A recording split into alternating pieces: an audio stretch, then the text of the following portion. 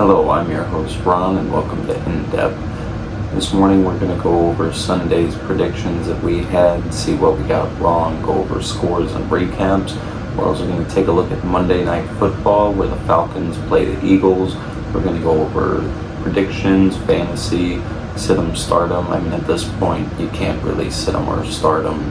It's too late. Every other game's happened, but we will go over who I think is going to go off in that game, but we're going to hop straight into the Sunday recap. First game we have to look at is Saints and Cowboys. I did have the Cowboys winning this one, and that is definitely not what happened. The Saints came into Dallas and completely dog-walked them. It was 44-19. As you can see, being a Dallas fan, it was very disappointing. Alvin Kamara did go off for 4 touchdowns, though Derek Carr threw for 2 as well, so definitely a decent day for the Saints offense, and after what they did to the Panthers, we'll see if they can continue it going into week 3.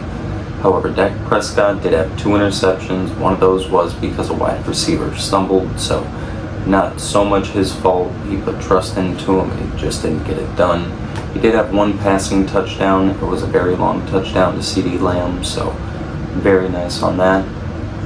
Raiders and Ravens, I had the Ravens picking this, and as of right now I would be 0-2. Ravens did lose that one, 26-23. Raiders won on a last-second field goal.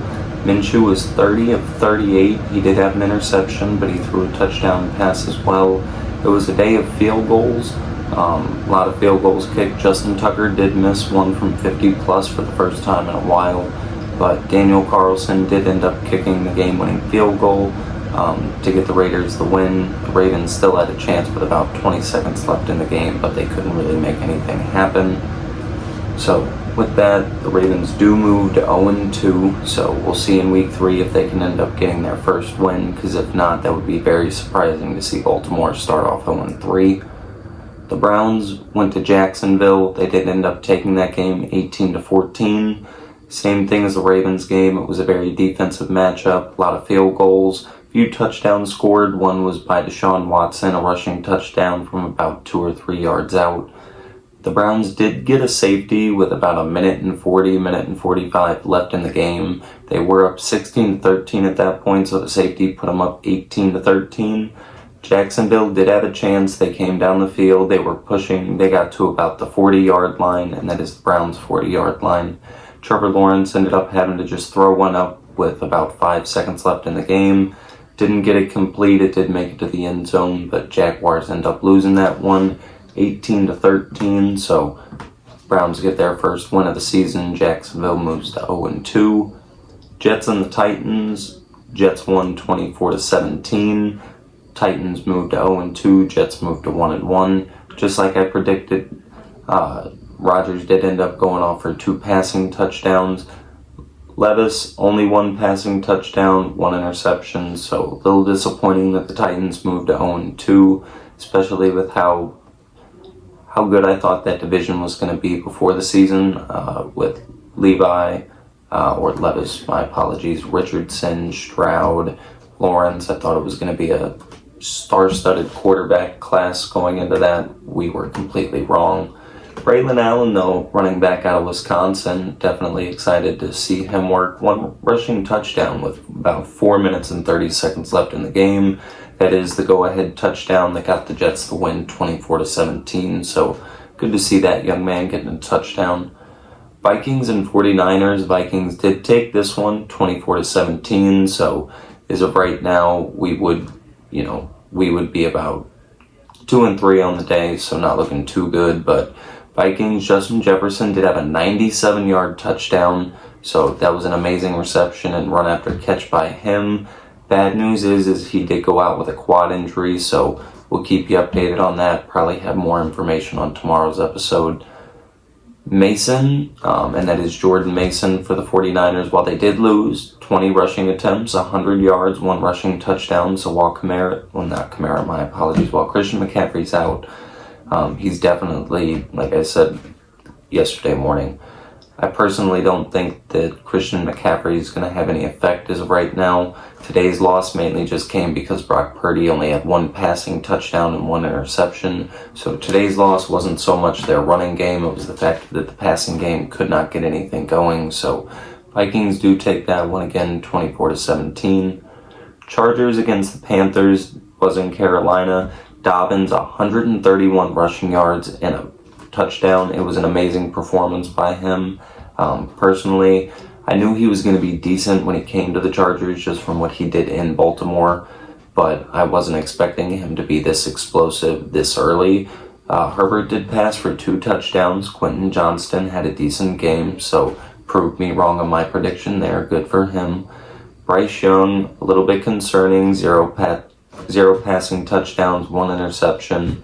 I know I said before that the Panthers haven't really done anything to upgrade that offense, but also at the same time, he has to work on getting the ball to receivers. They are NFL caliber receivers, so somebody has to be open. Like I said, I personally think that he has the talent. I just don't think that the Panthers have enough around him. He's getting kind of gun shy and just kind of getting it out there quickly, not really reading the whole field, just worrying about as long as he doesn't get hit, he's happy. And that will not work for the Panthers if they plan on winning that division with the Saints and Buccaneers. Seahawks and Patriots, this was an overtime game. The Seahawks ended up taking this one 23-20. Patriots got the ball first in overtime, ended up going 3 and out on that, so very disappointing from them. But we did have the Seahawks winning it, so we were correct on this one. Seahawks got that go-ahead field goal, won the game in overtime. Metcalf and Smith, both of them had over 10 receptions, 129 yards for Metcalf and a touchdown, 117 for Smith. So Jackson definitely cut up today. DK, we're already used to being the number 1 receiver, so it's nice to see that Jackson's kind of stepping into that number 2 role, while Tyler Lockett, even though he is still on the team, I definitely don't think he's going to be around much longer. So Seahawks take that one again, 23-20. Commanders and Giants, we did have the Commanders, so another one we got correct. Commanders barely scraped by, though. It was 21-18. I did make a lot of comments about Daniel Jones. Daniel Jones threw for 2 passing touchdowns, so very impressive from him. Malik Neighbors, 127 receiving yards, so definitely a great day for him. He had a receiving touchdown and 10 receptions, so nice to see that their first-round draft pick is paying off. Daniel Jones, maybe he's going to start improving. I personally think, though, that it's just because it was the Commanders' defense. I mean, look at what Baker Mayfield did week 1, but like I said, we'll see how that pans out moving forward. Buccaneers and Lions, speaking of Baker Mayfield, 20-16. I was completely wrong on this. Buccaneers did end up taking it. So Jared Goff, 0 passing touchdowns, but he did throw 2 interceptions. So a little bit rocky for Jared Goff today. It wasn't looking that impressive. While Baker Mayfield did have an interception as well, he also threw 1 passing touchdown and had a rushing touchdown. Chris Godwin, 117 receiving yards and a touchdown. One of those came off a 40-plus yard reception that ended up being his touchdown, so he did have a big chunk of that in one play, but he was definitely a threat today against the Lions. Big part in why they took that game. Packers and Colts, another game that we got wrong. Colts ended up losing this one, 10-16 in Green Bay. Anthony Richardson, 1 passing touchdown, but 3 interceptions. It was a horrific game for the Colts quarterback. Hate to see it, especially after a great performance that he had in week 1 against the Texans. But Malik Willis, 12 of 14, 1 passing touchdown, so a decent day by the Packers backup who has to step in. However, prediction we did get correct. I told you that if you had Josh Jacobs on your fantasy team, you needed to start him. I don't think that Colts defense is going to be that great for the rushing. 150-plus yards for Josh Jacobs today, so that's back-to-back games that the Colts end up allowing a 150-plus yard rusher. Again, Colts lose that one 10-16, but if Anthony Richardson didn't throw 3 interceptions, still a decent chance that they take that game. Cardinals 41, Rams 10. As I called it, I said that the Cardinals were going to win by at least 14. They end up winning by way more than 14. That's 31 right there. Kyler Murray, 266 passing yards, 3 passing touchdowns. He had 59 rushing yards. Connor also with the rushing, 122 rushing yards, so he breaks 100 on the day. He did have a touchdown. It was within the 5-yard line, so as we've said before, he's more of their power running back. They got Trey Benson and drafted him, I feel like, for more of the open field, first, second down, some of the screens, a little bit of the motions. Marvin Harrison, though, another prediction. I told you that if you had him on your fantasy team, you needed to start him. 4 receptions, 130 yards, and 2 touchdowns. We're going to go over fantasy here in just a minute. Steelers and Broncos. Steelers won that one 13-6. So another game that the Steelers are showing that they are very defensive. Bo Nix, 246 passing yards, but while he did have over 225 passing yards, 0 passing touchdowns again, so that's back-to-back weeks with no passing touchdowns. 2 interceptions, so that's 0-4 on his touchdown to interception ratio for the year. One of those interceptions was in the red zone as well, so with them losing 13-6, if he doesn't throw that interception, there's a chance that they take that game, they end up winning the game, or at least taking it to overtime to where they have a chance to win the game. Justin Fields, 117 passing yards, 1 passing touchdown. Like I said, Broncos lost that game 13-6. And I do just want to briefly mention that both of their field goals came in the fourth quarter, so Broncos didn't score anything until the last quarter of the game, which was very depressing. Chiefs 26, Bengals 25. We had the Chiefs taking this one, but it was a lot closer than what I assumed. Patrick Mahomes threw for the second least amount of passing yards he's thrown for in his entire career. I do want to note, though, that the first game, he did leave the game early. He had 151 passing yards, 2 touchdowns, but he also followed it with 2 interceptions. There was an amazing one-handed interception by Cam Taylor-Britt. It was one of the best interceptions we've seen all year.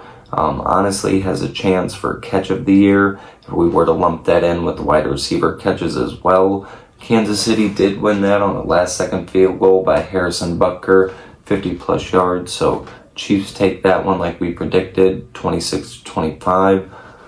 Last game we have to go over is Sunday Night Football. Texans play the Bears in Houston. Texans did take this one 19-13. Caleb Williams got hit 7 times, and that was recorded. That's sacks. The Texans recorded 7 sacks on the day. If you had them in fantasy, they had 15 points, 2 interceptions. Caleb Williams looked awful tonight. That is, again, the second quarterback we've seen drafted in the first round who has yet to throw a passing touchdown. He had 174 yards, so couldn't even break 200 yards. It was prime time, but for somebody who's the number 1 overall pick, we definitely expect a little bit more out of him. CJ Stroud, 260 passing yards, 2 passing touchdowns. He had a great game. Nico Collins had 8 receptions for 135 receiving yards, 1 receiving touchdown. Stephon Diggs and Tank Dell, they were still involved in the game. They just, no touchdowns. Like I said, 19-13. Every other point for the Texans came off field goals, so not a terrible performance by the Texans. That Bears defense definitely looks solid, but I don't think they're going to be able to win anything, especially in their division with the Packers, Vikings, and Lions, if Caleb Williams can't learn how to move the ball downfield and stop turning it over. We're briefly going to break down top players in fantasy. We've pretty much already gone over a few of these players' performances, so we're kind of just going to go over points in the top 3 in each position. Kyler Murray, if you had him, best quarterback on the week, 36.54.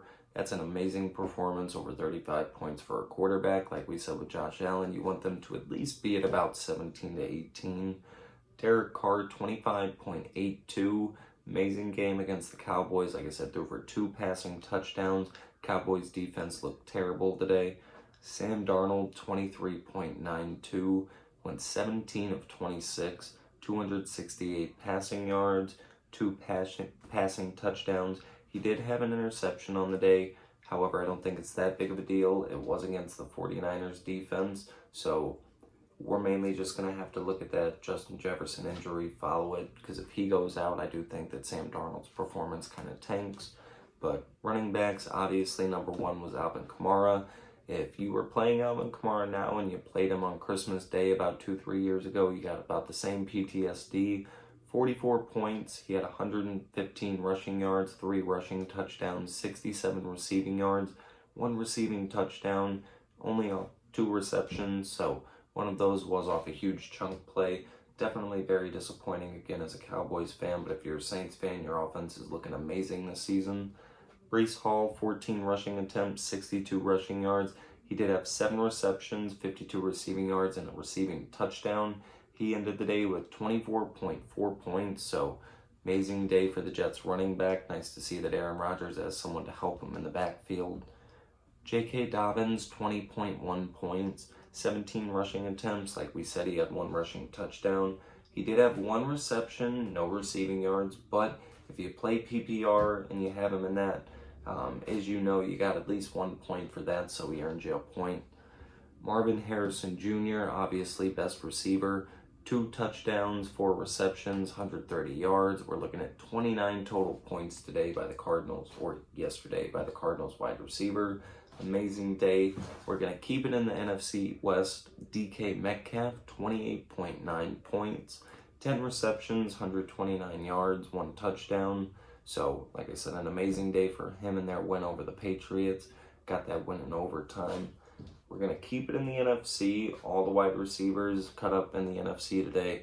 Malik Neighbors, 28.7 points, 10 receptions, 127 yards, and 1 touchdown. So I do want to note that he was literally just 2 yards short of being exact same performance as DK Metcalf. So love to see it from the rookie. As much as I hated being a Cowboys fan, I love watching these young rookies pan out who actually seem like they have potential. George Kittle, 20.6 points, best performance we've seen from a tight end so far in fantasy this season. 7 receptions, 76 yards, 1 receiving touchdown. It was a decent game, even though the 49ers lost. He did ball out, so the tight ends really went off this week. Hunter Henry, 18.9 points, no receiving touchdowns, but he did have over 100 yards receiving for a tight end. Did that off 8 receptions. Brock Bowers, the rookie, 3rd, 18.8, 98 receiving yards off 9 receptions. So, as I called before, I definitely think that the Raiders tight end is going to be a pivotal point with their system, how they run it. He's a great blocker as well, so when Zamir and Alexander are both in there, makes it to where I feel like they're going to be able to run a lot more screens. They're going to be able to run a lot more outside zones, because the problem with them trying to run outside without a tight end, especially when Darren Waller left, is you don't have anyone to seal that edge. So they were running a lot inside last season. Love to see them do what they're doing. Alexander Madison and Zamir White weren't really a huge factor in that game at all today, which was disappointing. Austin Seibert for Washington, huge performance by him today. We're looking at 21 points. He had 6 total field goals. Most of those did come from under 50 yards. 4 were from 20 to 29, but still an amazing performance by him. Kaimi Fairbairn, 17 points from a kicker. He did have 3 field goals from 50 plus with an extra point, 4 total field goals. So like I said, 75% of those were from 50 plus yards. Daniel Carlson, another Raider who makes it into the top 3, 4 total field goals. 2 of those were from 50 plus yards. He also did have an extra point on the day that came off Gardner Minshew's touchdown to Devontae Adams. So great win today for the Raiders, moves them to 1-1, and they do take down the Chiefs. Texans, best defense if you had them in fantasy, like I stated before in the recap. 15 points, only 205 yards allowed, 7 sacks, 2 interceptions. Caleb Williams could not do anything against them tonight. Like I said, very disappointing for a top overall draft pick. Steelers, 13 points, called it before the game. Bo Nix wasn't going to be able to do anything, couldn't do anything against the Seahawks defense. Steelers defenses is looking like one of the best in the league right now. We mentioned them last week in the recap. We're mentioning them now if you're in our predictions. So definitely big things from them. I don't think it's just because Bo Nix is bad. I think that their defense is definitely going to be able to ball out in the AFC North, my apologies. Especially with the Ravens going 0-2 and showing that the Raiders can beat them. I think the Steelers have an excellent chance at winning that division this season. Cardinals, 11 points. They did have 245 yards allowed, 5 sacks, 1 forced fumble, and fumble recovery. They only allowed 1 touchdown and 1 field goal. I do just want to mention, though, that the Chiefs, Chargers, Packers, Vikings, all of them also had 11-point games, and the Chargers did keep the Panthers to 3 points in Carolina. So it was an amazing day for defenses. If you had any of those defenses mentioned, you got at least 10 points on the day. So definitely a nice day. Like I said, in terms of fantasy, there was definitely a few other performances we could have gone over, but we kind of just hit on some of the big ones. It was a huge day. A lot of people balled out, especially in the NFC. So it's going to be a big day. Like I said, we're going to go ahead and just hop straight into the Monday Night Football predictions, though. Go over any injuries and also the fantasy stardom and sit 'em for that, and who I think is going to go off in that game. Now on to Monday Night Football, where Atlanta takes on Philadelphia. They are in Philadelphia for this one. A.J. Brown is out with a hamstring injury, so he will not play tonight. They did say that they believe he could be back week 3, September 22nd, against the Saints. So, especially with how the Saints are playing, they're definitely going to need everybody healthy for that game. But for this game, with Brown being out, I think that if you have Goddard, Smith, or Saquon Barkley, if you have a chance, you definitely need to put him in. Even if you don't, though, I think that they're going to end up having a night. Smith, he's the 2nd overall wide receiver on the depth chart. Now, Brown being out, he moves to the number 1. Dallas Goddard, almost same thing. He's already the tight end 1 there, but I think without Brown, he's going to get a lot more targets. Barkley, we already saw him get 2-3 targets in the Packers game. He rushed for a decent amount of yardage, so I think today it'll pretty much just be Atlanta's going to try and contain Barkley. However, I think that the more that they contain Devonta Smith and Dallas Goddard, I think the more that Atlanta has a chance of winning that game. Younghoe Koo, I do believe he is going to have himself a decent night. Last time they only had 1 touchdown and 1 field goal. It is prime time, so I don't see Kirk Cousins scoring much, but I do think that they'll get down there. I sense a lot of field goals from Younghoe Koo. Like I said, we're looking at Kirk Cousins in prime time, so I'm not really expecting him to go off. Each time he plays in prime time, he just slowly gets worse and worse, so we'll see if that can change tonight, but I do think Bijan Robinson is going to have a decent night.